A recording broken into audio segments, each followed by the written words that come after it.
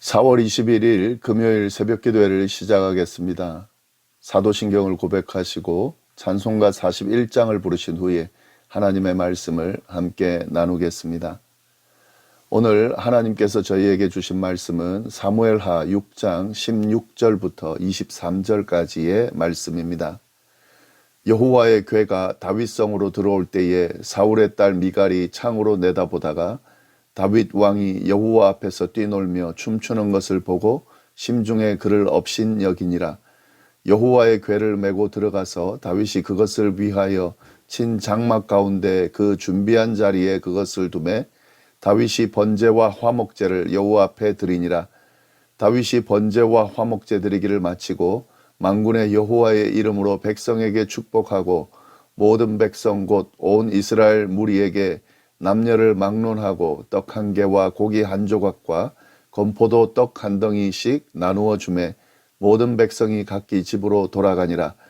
다윗이 자기의 가족에게 축복하러 돌아오매 사울의 딸 미갈이 나와서 다윗을 맞으며 이르되 이스라엘 왕이 오늘 어떻게 영화로우신지 방탕한 자가 염치 없이 자기의 몸을 드러내는 것처럼 오늘 그의 신복의 계집종의 눈앞에서 몸을 드러내셨도다 하니 다윗이 미갈에게 이르되 이는 여호와 앞에서 한 것이니라.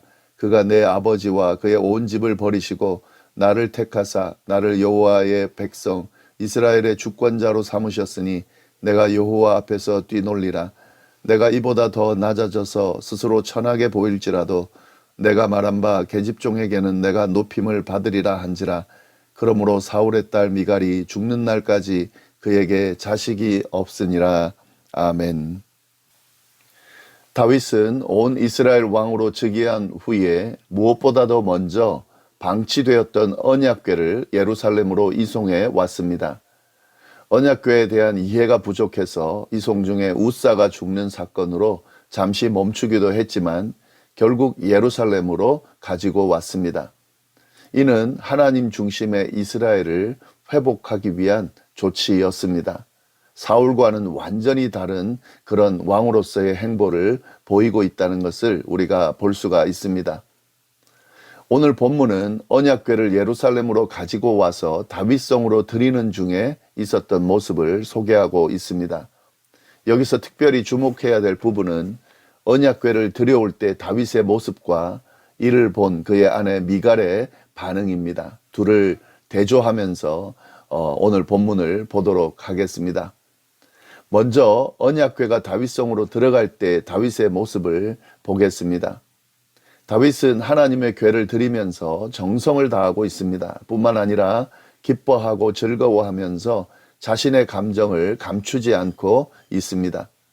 16절 말씀을 보시면 여호와의 궤가 다윗성으로 들어올 때에 사울의 딸 미갈이 창으로 내다보다가 다윗 왕이 여호와 앞에서 뛰놀며 춤추는 것을 보고 심중에 그를 업신 여기느라 라고 되어 있습니다. 다윗은 껑충껑충 뛰놀며 춤을 추었다라고 되어 있는데 이는 그의 아내 미갈이 보고 비웃을 정도로 그렇게 기뻐하면서 자신의 감정을 그대로 드러냈습니다. 왕으로서 채신머리 없는 평가를 받을 정도의 행동으로 언약궤가 들어오는 것을 반응했다 하는 거죠. 여호와의 언약궤를 맨 자들은 다윗성으로 들어가 다윗이 장막 가운데 준비한 자리에 그것을 두었습니다. 이미 다윗이 궤를 놓을 자리를 준비해 둔 겁니다. 그냥 감정적으로 기뻐하고 즐거워하는 정도가 아니라 이미 잘 준비해 놓은 거죠. 여호와의 언약궤를 어디다 둘 것인지 정해놓고 그 놓을 자리까지 준비를 하고 있었던 거죠. 그리고 그 언약궤가 들어와서 그 준비해 놓은 자리에 놓았을 때에 번제와 화목제를 먼저 하나님께 드렸습니다. 17절 말씀 여호와의 궤를 메고 들어가서 다윗이 그것을 위하여 친 장막 가운데 그 준비한 자리에 그것을 두매 다윗이 번제와 화목제를 여호와 앞에 드리니라. 이 번제는 하나님을 향한 전적인 헌신을 표현하는 제사고 화목제는 하나님과 백성들 사이에 평화, 평강을 기원하는 제사인데 지금 이 여호와의 궤가 가지고 있는 의미를 제사로 잘 표현하고 있는 겁니다. 하나님께서 이제 우리 이스라엘 중심에 들어오셔서 우리를 주도해 주시기를, 그리고 그 하나님을 향한 우리의 마음이 이렇다는 것을 제사를 통해서 잘 표현하고 있는 거죠. 그렇게 제사를 드린 후에 다윗은 백성들을 축복했습니다. 18절 19절 말씀입니다. 다윗이 번제와 화목제 드리기를 마치고 만군의 여호와의 이름으로 백성에게 축복하고 모든 백성 곧 온 이스라엘 무리에게 남녀를 막론하고 떡 한 개와 고기 한 조각과 건포도 떡 한 덩이씩 나누어 주매 모든 백성이 각기 집으로 돌아가니라. 번제와 화목제를 마친 다윗은 백성을 하나님의 이름으로 축복하였습니다. 일반적으로 백성을 축복하는 것은 제사장의 직무인데 다윗은 기름 부음 받은 자의 자격으로 이스라엘 백성들을 축복한 겁니다. 그리고 다윗은 모든 백성들에게 음식을 나누어 주었습니다. 음식을 나눈다는 것은 친밀한 교제를 나눈다는 것을 의미하는데 하나님 안에서 모든 백성들이 친밀한 교제를 나눔을 드러낸 것입니다. 이처럼 다윗은 여호와의 궤를 자신의 성으로 모셔오면서 진심으로 기뻐하고 최선을 다해서 그 과정을 행했고, 그리고 그 언약궤를 다윗성으로 예루살렘 안으로 이스라엘 중심으로 모셔오는 것이 어떤 의미인지를 제대로 드러냈습니다. 그런데 이러한 모습을 본 미갈은 다윗의 그 행동을 아주 못마땅하게 생각했습니다.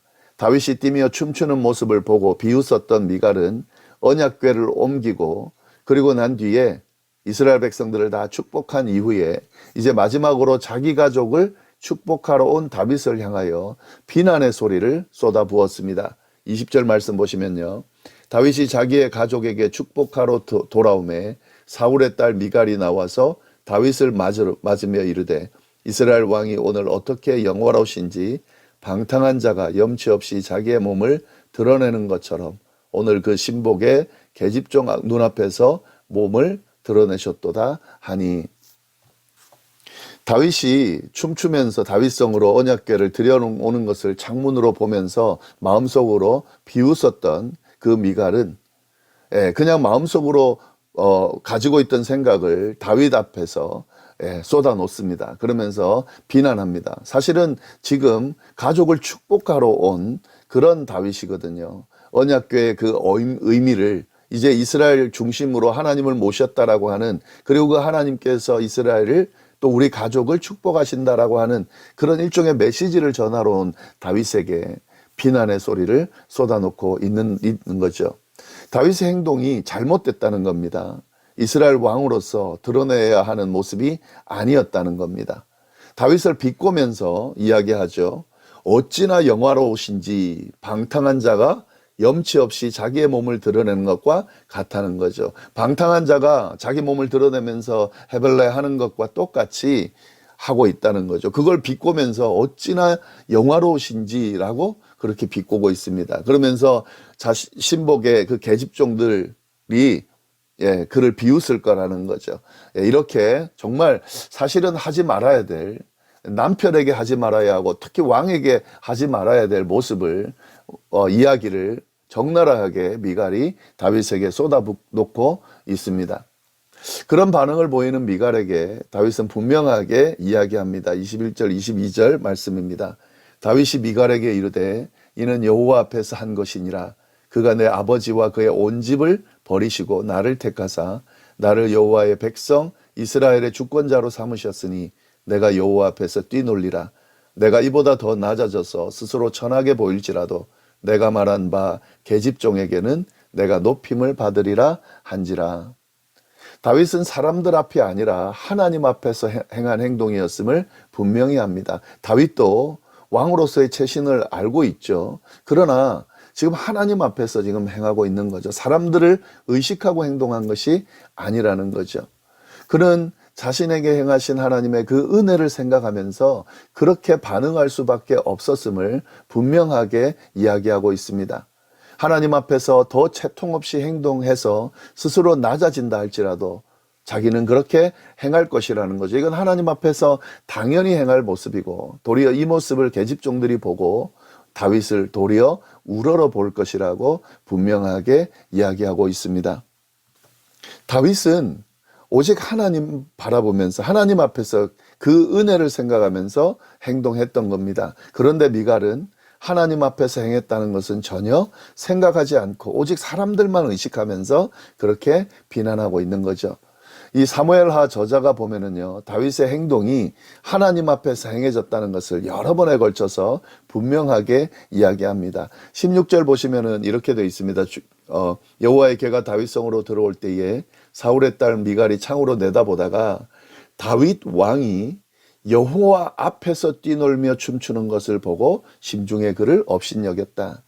다윗이 뛰놀며 춤추는 것을 보고 업신여겼다라고 표현하지 않고 하나님 앞에서 그렇게 한 모습을 보고 업신여겼다라고 지금 표현하고 있습니다. 사실 지금 다윗을 비웃고 있지만 이것은 하나님을 비웃는 것과 같은 겁니다. 하나님 앞에서 행한 그 모습을 비웃는 그 모습을 보면서 하나님을 비웃는 모습으로 그렇게 묘사하고 있는 거죠. 결국 이렇게 하나님 앞에서 행한 다윗의 모습을 비웃은 미갈의 결과가 어떻게 되는지, 결정적으로 또 하나님을 비웃은 것처럼 돼버린 이 결과가 어떻게 되는지 23절이 표현하고 있습니다. 그러므로 사울의 딸 미갈이 죽는 날까지 그에게 자식이 없으니라. 미갈은 자식을 낳지 못했다 하는 거죠. 근데 여기서 우리가 좀 잘 봐야 되는 건요, 미갈을 표현할 때에 다윗의 아내라고 표현하지 않았습니다. 제가 그렇게 표현한 거고요. 성경은 사울의 딸이라고 계속 미갈을 표현하고 있습니다. 사울의 딸, 왜 이렇게 사울의 딸이라고 표현했냐면 결국 이 사울의 딸 미갈이 자식을 낳지 못했다라는 말은 사울의 대가 완전히 끊어졌다 하는 의미가 이 안에 있는 거죠. 결국 미갈을 통해서 다윗의 씨지만 사울의 대가 이어지지 않고 완전히 사울의 대가 완전히 끊어졌다는 거죠. 결국에 이 미갈의 모습도 사울과 비슷한 모습을 보이고 있었던 거죠. 하나님 앞에서 행한, 하나님 중심으로 모든 것들을 사고하고 또 행한 이 모든 모습들이 사울에게는 없었잖아요. 결국 미갈에게도 없었습니다. 그래서 결국 이런 결과가 주어진 거죠. 그러나 다윗은 다르죠. 하나님 중심에, 하나님 앞에서 하나님의 은혜를 생각하며 기뻐하며 즐거워하며 행한 이 모습으로 인해서 그는 계속 하나님의 돌보심과 하나님이 주시는 축복을 받으면서 그렇게 승승장구하게 되죠. 이런 차이가 있다는 것을 우리가 잘 보면서 오늘 본문을 통해서도 어떤 모습으로 살아가야 하는지, 하나님으로 중심의 모습으로 살아간다는 것이 얼마나 큰 축복인지를 다시 한번 깨달을 수 있습니다. 기억하시면서 말씀을 다시 한번 잘 돌아보면 좋겠습니다. 기도하겠습니다. 하나님 아버지 감사합니다. 귀한 말씀으로 또 오늘 하루를 시작합니다. 하나님 중심의 삶이 얼마나 중요한지, 하나님 앞에서 하나님의 은혜를 생각하며 사는 것이 얼마나 즐겁고 기쁜 일인지, 또 그것을 표현한다는 것이 얼마나 자연스럽고 또 중요한 것인지 오늘 또 말씀을 통해서 잘 깨닫게 하시니 감사합니다. 우리의 삶이 이런 삶이 될 수 있도록 인도하여 주옵소서. 감사드리며 모든 말씀을 살아계신 예수님의 이름으로 기도드립니다. 아멘.